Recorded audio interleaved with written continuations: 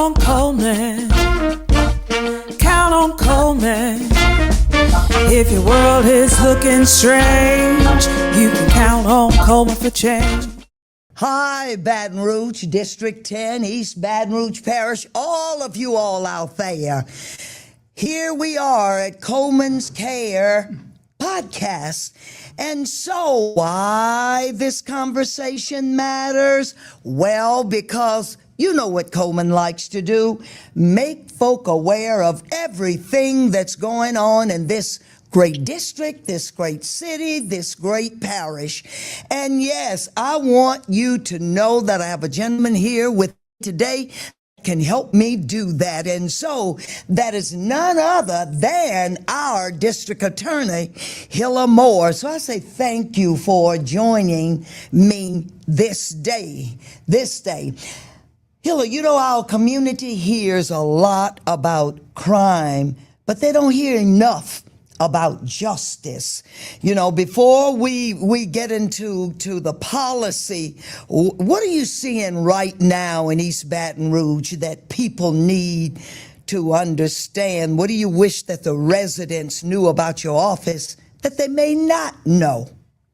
Well, first of all, thank you for having me. For sure. And I want to know where you get all your energy, if I don't know if it's legal or not. Oh, wow. But, We ain't gonna tell. Whenever I go somewhere, it's always District 10. That's it. Wherever I am. Yes. And I don't care what district you're in, you talk about District 10.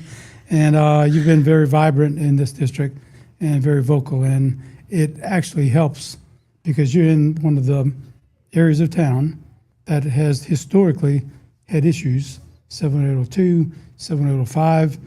And it's unfair that we talk about people as districts in 02 and 05. Yes. Because in these areas, they're people, they're not a area code. Yes. And even though it's District 10, it's people that make up District 10, as you know, and you have them always downtown. One thing I'd let them know about our office is that we're a very diverse office. We have people of many shades, colors, creeds, you name it, and that's intentional. We have a lot of workers from both LSU and Southern University. I graduated from Southern University Law Center. All of my family members graduated from Southern Law Center. My son went to college there, played baseball for my good friend, Roger Cador. So, you know, crime to me is the number one issue, and it all relates to education, in my opinion. I believe that Cole is doing an outstanding job as a superintendent here. I've had, I think, 9 superintendents in 18 years. Wow. But I think he's really changed the landscape of how we're doing things. He's looking at truancy. He's looking at the causes of why these youngsters, our young children, are in trouble, why they're not coming to school, why they're truant, and eventually why they come into our system. For me, it starts at home. It starts with the parents. It starts with early childhood education. And we have found, doing a study, that overwhelming number of people, 98% of people who are defendants or victims of crimes of violence over the past 12 years, maybe 2 to 3% had early childhood education. It is when they showed up in kindergarten or first grade, that was the first time ever learning vowels, numbers. You can't do that because everyone else has been taught by parents Yes. and neighbors. Yes. And when you get caught behind that, you drop back in school, you become bullied, you quit school, you hang out with a gang, and it is what it is. And so to me, it's all about education and parents.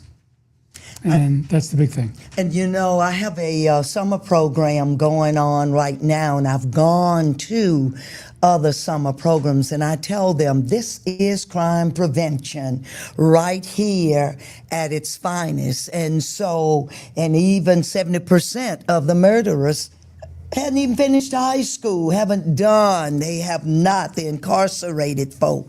And so that in itself goes back to what you're saying about education is definitely important. And so you educated, you're going to go to work. You educated, you're going to stay away from that crime. You educated, you're not going to risk that, but you're going to put it to great use. And I agree with you. Not only just murder, we're talking about anyone that goes to prison. Prison. You know, there's exceptions, obviously.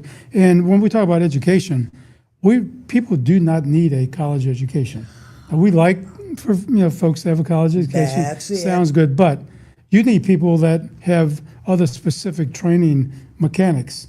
Do you want to know what college you went to or not? Not at all. I want to not know, at can he all. fix my car? That's Air it. conditioning people. Folks, when your power lines are down, do you want to know what school they went to, or how quick are you going to get to my house, and do you know how to fix my electrical problem? So I think there's a misconception, and it always has been promoted, that you must go to college. Well, it's good for some people and some things, but it's not always the best avenue for someone. You know that some children who eventually graduate high school and they get a job in the fields that we have that are more available in Baton Rouge than anywhere else, like the Turner Industries, the plants. Do you know that if you get a high school degree or a 2-year degree and go from high school to a job like that at the age 50, you can be a millionaire? What?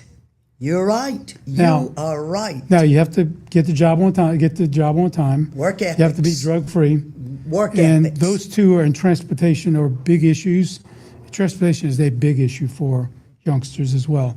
And I think if they were able to really figure that out, but for some kids that are really caught up and it's too late for them, that are caught up in the group or gang mentality, if they put on a hard hat or a steel boot and go to a job, maybe they looked at it in a different way, and it's not always good for them. It's hard for them to break away from that.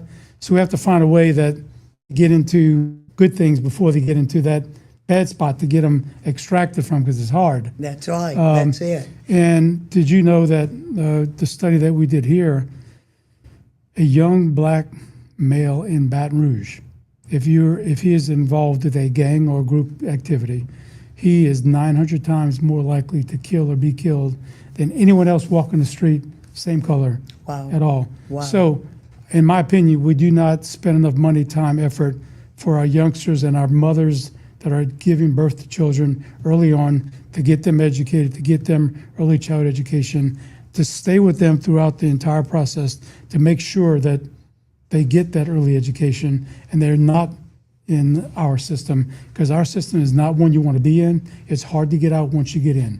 As you know, you've seen, we've talked about this before, and that's the key to it all.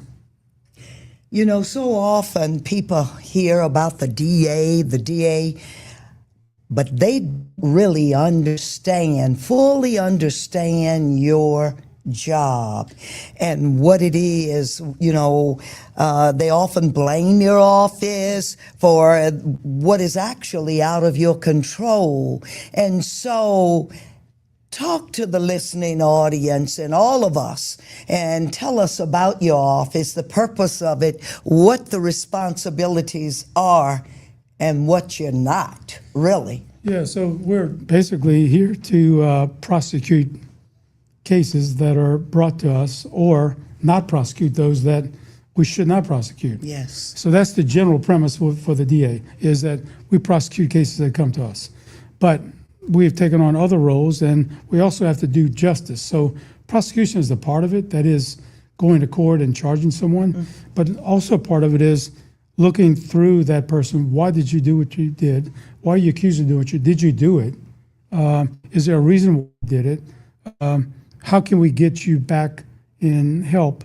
Some people we can help, some people we can't. That's right. That's right. You know, it's hard to help a murderer if they're guilty of what they did. It's a tough conversation to have with parents. But there are a lot of folks, overwhelming numbers here. We're talking about 30 and 40% of the people who are arrested. Just take that number, don't face prosecution. We find other ways to either divert them, police action taken was sufficient. They did things on their own to say, I made a mistake, help me out. And so 40% of our cases go away because folks did the right thing and took things in their own hands and did what they had to do. And even here at the Leo Butler Center, I get ladies and gentlemen who have to do community service. And once they do their community service, then we have to look at what other services can we make happen for them. For instance, I have a gentleman who had to give up his job because he had to take care of the community service. And so I had a conversation with him, and so I've reached out with one of the entities here in our city that's going to actually put him to work. He has great work ethics. He even comes and gives more hours than what he needs to do for community service. And so there are some other wraparound services that we've got to do to get them back, to get them just a little push to get them back into the workforce. Yep. And that's really what they want. So, you've had a brush with the law, but here you are. And like you say, they're not murderers, but just some other little things that have happened. The overwhelming amount of people in Baton Rouge and anywhere in the United States are law-abiding citizens. They want to be left alone. They want to be safe. They want to be free. Yes. It's a very, very small group of people pocketed in certain particular areas that cause the overwhelming majority of the crime. That's it, the havoc. And yes. So you take the worst neighborhood that you want to pick and call it the worst by any stretch, whatever imagination you have, there's only a few people there. Just think if people were really bad-natured, how bad things would be. So we have an issue, just like anywhere else has. Particularly in the South, we have a little more of an issue than we have in other cities for many different reasons. But I think poverty has a lot to do with it. Education. So we need to look at those things. And the way that we are now, we're so short-handed and understaffed that we, as a system, take people in cases and we flip like we're flipping hamburgers in McDonald's, and we go on and on and on because you have a docket of 30 to 60 to 80 people per day. You have to get through those cases. So you hurry through the process we really don't have the time to sit down and say, why'd you do what you did? Can I figure out the problem so that you don't come back? We just maybe make you do some things and get on your way. And we're putting a little Band-Aid on somebody that needs surgery. Can we ever slow down to do the surgery and have you never come back and say, hey, Hillar, you remember me? Yes. Yeah, look how successful I am. I have children, I have a job. That's where we want to get to. And I think that if we ever dedicate the funds to the criminal justice system and to education, and it cannot be a lopsided system. So as the DA is funded, the public defender must be funded, the courts must be funded, and all the agencies that provide services for these folks, they have to be funded. Not everybody understands that. Not everybody sees that. If we could take a bus tour of people who are extremely wealthy, lived in different places, could bring them to the court system, bring them to my office, sit with me for a day, sit with you for a day, go to court for a day, drive around Baton Rouge, places that we go to where we give them services, I think they would have a different vision and understanding of what Baton Rouge is about and what people are actually going through. Because when we walk these neighborhoods, as you've been in the walks with us, and we go through the toughest areas we can, those people flock out of their houses to hold your hand. That's right. To say a prayer and to say, when are you coming back? That's right. And they will maybe to you, I'm really having trouble with this one house. And it is just one house on the block. House. And so you pick the neighborhood. It's those people want to live in peace. That's right. And we just always seem to have a big divide when the middle ground, the neutral ground is so big. It's the little things on the side that we should be fighting about. Not the middle ground is easy. Let's pick on that middle ground and keep going. And then, but it seems that we've lost our sideboards, our railings. Looks like now from the national level to the state level, we have to punch people out of the ring instead of before, the fighters would fight each other out and then go shake hands and have a Coke or a beer afterwards. That's and correct. say, let's get back and work that middle ground. We may have to fight over things, but we still can be friends and be respectful. Like, I've been before the city council where I presented something. You've voted against things, but you've given and articulated for particular reasons. This is why I understand that now. Maybe I didn't know that earlier. I've heard about that, but that's what it's about. We can disagree and have different opinions, but when you articulate it, that makes more sense to me. And that's something that our young people must internalize about it's okay to disagree, but you've got to understand how to do that, how to respect each other, how to just be all right with no. It's okay, yeah, and accept the no. And so when we look at our young people here in our great city, our great parish, and we see the things that they are doing and the things that they should be doing that's not getting done, that is of concern to us. And I think, it goes back to parenting, it goes back to the family, goes back to the neighborhood, and then school teachers play a really big part. Yes. And I really think conflict resolution should be taught it should really be learned by parents. Yes. But kids do see things in their own family, and they act as what they learned and what they saw. So we have to do a better job as parents and as family and as neighbors to help kids understand this is not a video game. It's a real deal. That's when you correct. pull that trigger, the bullet's not coming back, and you may have a really bad consequence, as opposed to a game that you put down, you pick back up and go back again. That's it. And that they, the constable's office has the gun safety. Yeah. I'm in the middle of my summer program, and I wanted to make sure that these children saw what happens to that watermelon there. That's a really good eye-opening experience. And I don't know if you know Hall Davis. Yes. From the funeral home. When I heard him give a talk many times to kids that were involved with groups and gangs when we were doing the call-ins, when he talked about what he sees on a daily basis from gun violence, one of them happened to be, I think, a family member's boyfriend that he had to put together after being shot 40 times by a high-powered rifle. And he describes, do you understand what happens? We've also had doctors come and say, this is what happens when you pull the trigger and a bullet goes through a body. And this is the consequences. But just seeing a plain watermelon is one thing, but seeing it actually and hearing from like that is really important. That is so true. And I looked at the eyes of those children when they actually saw this, and I know that they're going to remember it. And what I asked them to do was to go home and have this conversation with your parents about what you've learned about being no more. You will be no more. You're the watermelon. It's like Humpty Dumpty on that wall and having that great fall. And we can't put Humpty back together again. Yeah. And the young people must understand about how to disagree, how to lose. If you don't know how to lose, you don't know how to win.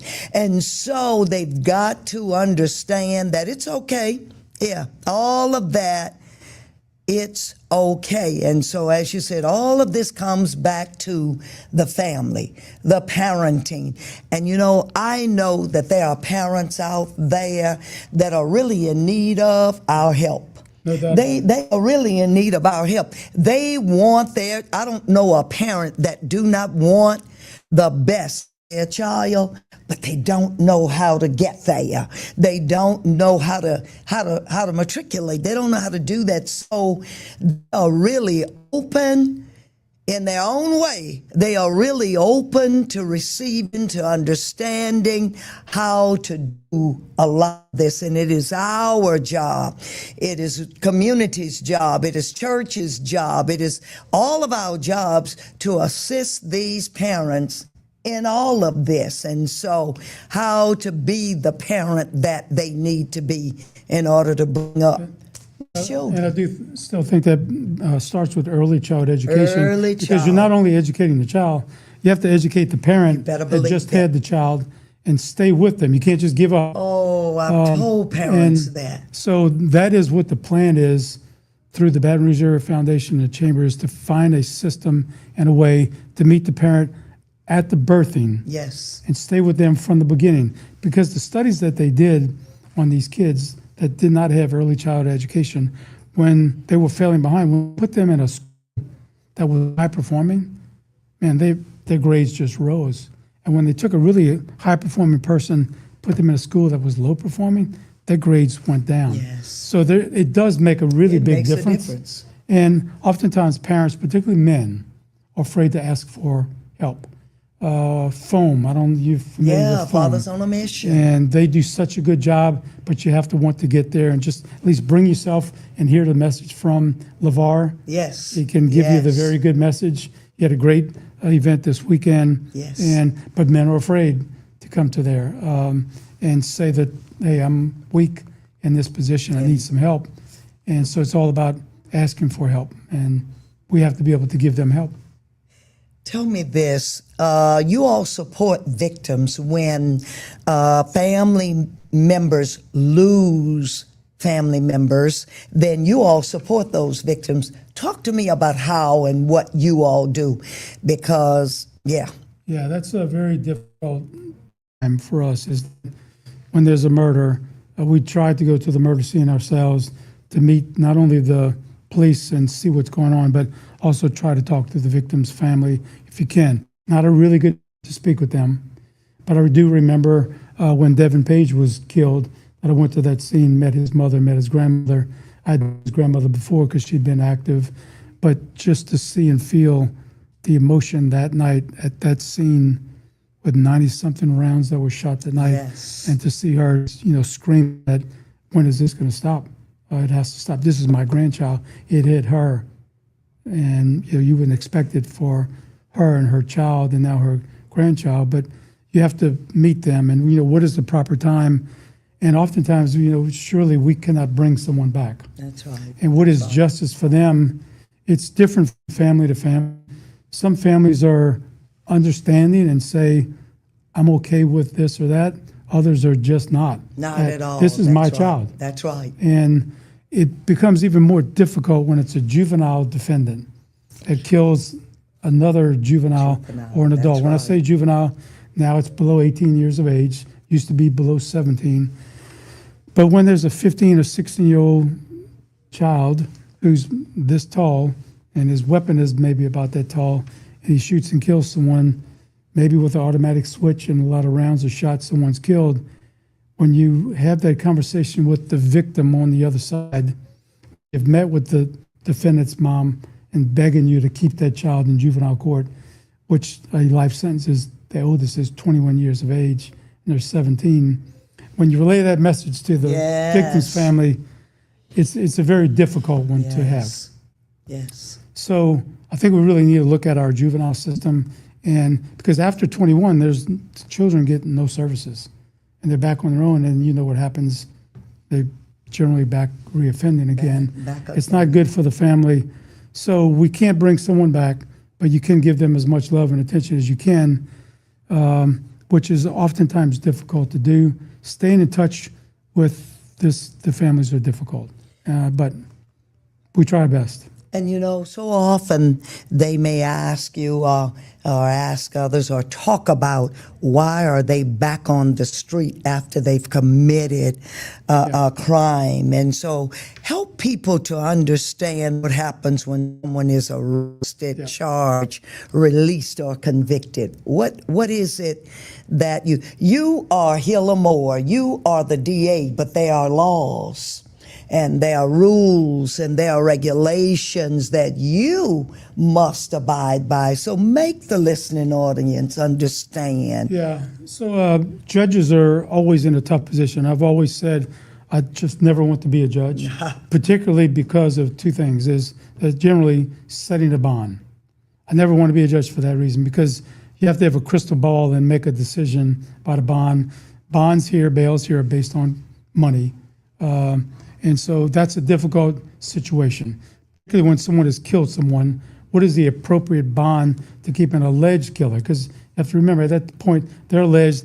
As overwhelming as the evidence may be, as overwhelming as the family may see the evidence to be, they are entitled by law, by Constitution, to a bail hearing. And unless under they're not allowed a bail, if it's a first-degree death penalty type case where they're not allowed a bail, they're held without bail. Some other cases where they're held without bail, just depending on circumstances. But overwhelmingly majority, people are entitled to a bond. And sometimes many people can make it because oftentimes people have more cash than what they Yes. think they have. That's right. We see a lot of drug dealers that get out of jail very quickly, and they show you the money that they're going to put up for bail, and they have a group of people, and it's hard for that other family on the other side who someone may have overdosed and died because of that person to sit and watch. And then when they get out, when they promote themselves on social media, they call and they let you know what they feel about the bond. And we will fight as much as we can for them, but the law does presume a bond and does presume them innocent. So we are, stuck with that premise. That is a premise for a reason, that you're presumed innocent. And the burden is on us. And it's a tough burden, but it's one that we have to carry, and we have to make sure the victims understand. And oftentimes they do not. I'm thinking of a family and a gentleman right now who's going through a lot. Son was murdered. The grand jury did not indict at this point. There's further investigation going on. And there are several individuals that are out on bond, and that family is struggling mightily because of that, because of things that a group of individuals are doing to maybe put it in their face for a reason. And I can't imagine how they sleep at night. And this stuff doesn't go away overnight or after a year, after 2 years. It lasts generation after generation. It's every birthday, it's every marriage, it's every high school graduation. It comes up again. Just think if so-and-so were alive and here. You better believe and that. Generally the murder is over something very stupid. Very. We talked about conflict resolution. Hey, let's go fight it out. And if you need to, instead of shoot it out. That's right. That's very difficult conversations to have. So what needs to happen with these serious offenders, that they handle faster or consistently, or talk about that? I know when you talked about the need for more money, and I know in order to get more people, in order to get the job done, you've got to have the money there, just like anything else. So talk about being able to get these cases handled faster, more consistently with these serious offenders. So you're absolutely right. You hit the nail on the head. And, unfortunately, tomorrow's our lawsuit. There you go. Where we're fighting each other tomorrow. That's it. That's it. But it's all for a good reason. Yeah, that's it's all for a good reason. There it is about giving the appropriate money to different agencies, not just the DA, it's the public defender, the courts, and the system, so that we can have enough people to expedite these cases. You can't rush judgment, but you have to be swift and certain as well. Can't just be swift without you have to be certain of what you're doing. Yes. And we have to have what they call stop signs. So why does the baddest serial killer in the world, whether in Baton Rouge or pick anywhere else, why do they stop at a stop sign or a red light?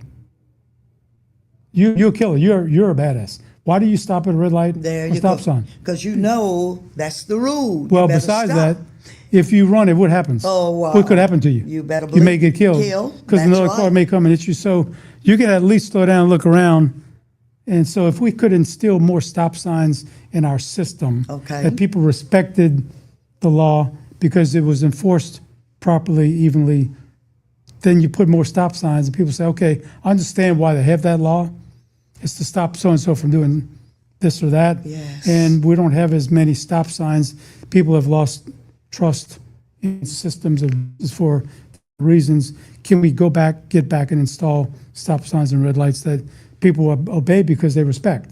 That, okay, I understand this red light's going to be fair. Yeah, it's there for a reason. That's right. And the other light's going to operate the same way it's supposed to operate fairly.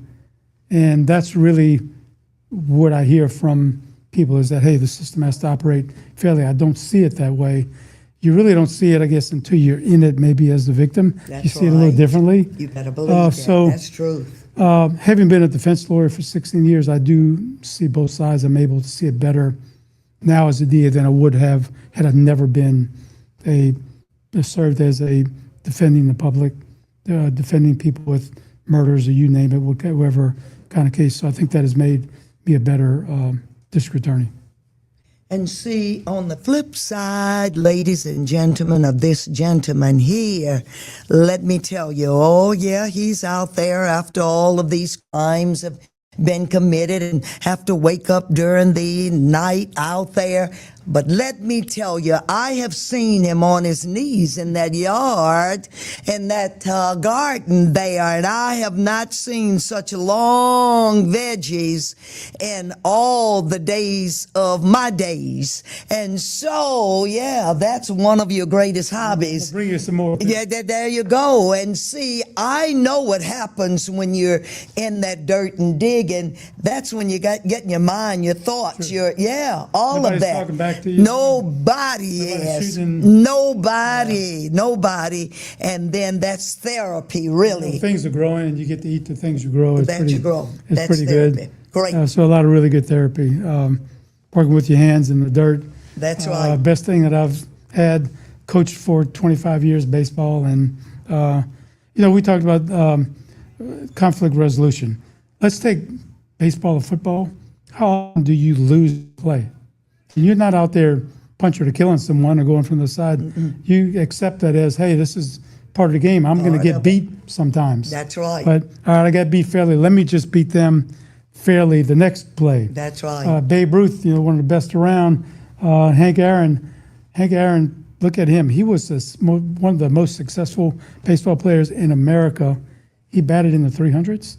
So that means he was a loser 600-something% of the time. Yes. He grew up, and look what he went through to get where he got. Yes. And so he lost most of the time as a hitter. But do you remember him as a loser as a hitter or a winner? Winner. And because he sucked it up, okay, I lost that pitch, but I'm coming back, I'm going to get you next time. There you go. And that's that's what kids have to learn, and they do know that from sports. And unfortunately, I don't think we have enough sports, enough things that kids get engaged in, where they learn how to play games, to learn how to lose and take losing and turn it into a winning experience. That's where I think we're losing it. And then, when we have sports and games and all of that, that's corporate America. That's the workforce. That's all of that, because you're going to learn a whole bunch. And you are right. That's a void in our communities.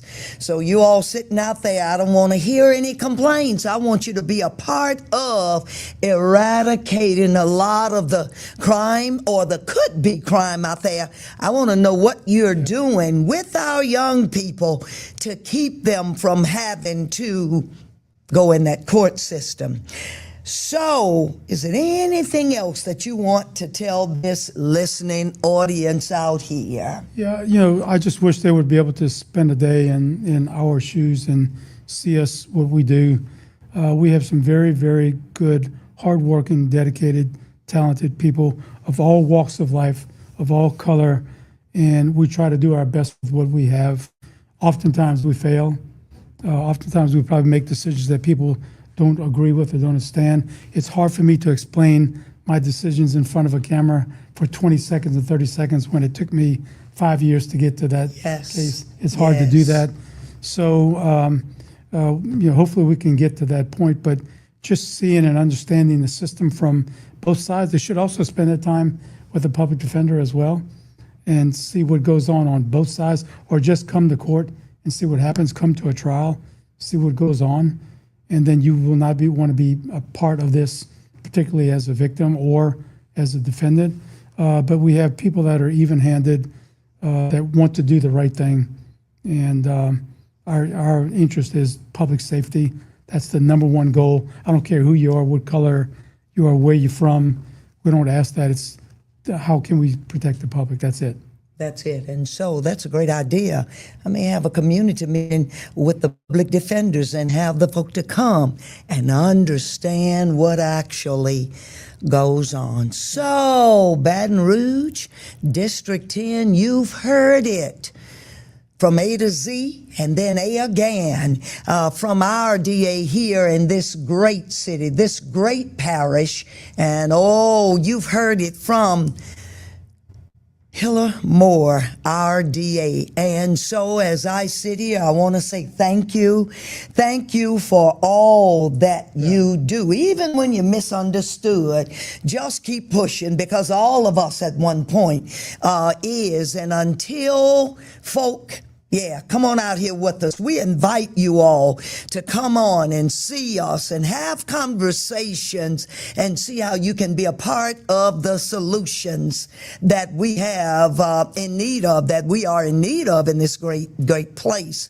And so I say thank you for coming here today, sharing a lot of time with us. And I say to you all out there, this is our reason for having this podcast, so that you will know all that is going on. And so I ask that you remember Coleman Cares. Count on Coleman. Count on Coleman. If your world is looking strange, you can count on Coleman for change.